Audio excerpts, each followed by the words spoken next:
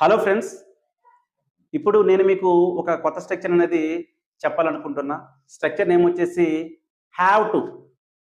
Have to అంటే మనకి ఏదైనా ఒక పని మనం చేయాల్సి ఉంది. నేను రేపు ఇంటర్వ్యూకి వెళ్ళాల్సి ఉంది. రేపు నేను అతన్ని కలవాల్సి ఉంది.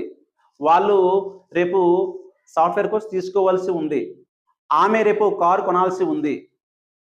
ఏదైనా ఒక పని మనం ప్రెజెంట్ నుండి ఫ్యూచర్ వరకు ఏదైనా సరే, ఈరోజు కావచ్చు, నెక్స్ట్ వీక్ కావచ్చు, నెక్స్ట్ మంత్ కావచ్చు, ఫ్యూచర్‌లో ఎప్పుడైనా సరే ఒక పని చేయాల్సి ఉంది అని చెప్పేటప్పుడు మనం హ్యావ్ టు స్ట్రక్చర్ ఉపయోగించాలి.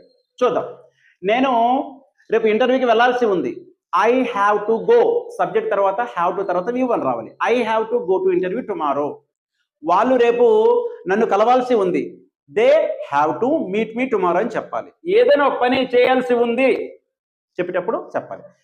అదేవిధంగా ఆమె రేపు కారు కొనాల్సి ఉంది.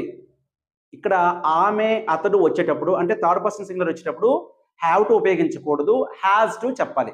Has to, I have to okay, they have to okay, you have to okay, అలాగే we have to learn English. అంటే ఏంటి, మనం ఇంగ్లీష్ నేర్చుకోవాల్సింది కరెక్టే, కానీ ఆమె రేపు కారు కొనాల్సి ఉంది.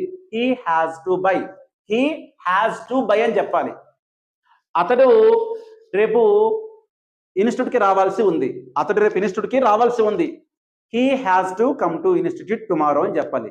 ఓకేనా. ఏదైనా ఒక పని మనం ఫ్యూచర్లో చేయాల్సి ఉంది అని చెప్పేటప్పుడు హ్యాస్ టు లేదా హ్యావ్ టులో చెప్పాలి. దీన్ని మనం హ్యావ్ టు స్ట్రక్చర్గా చెప్పుకుంటాం.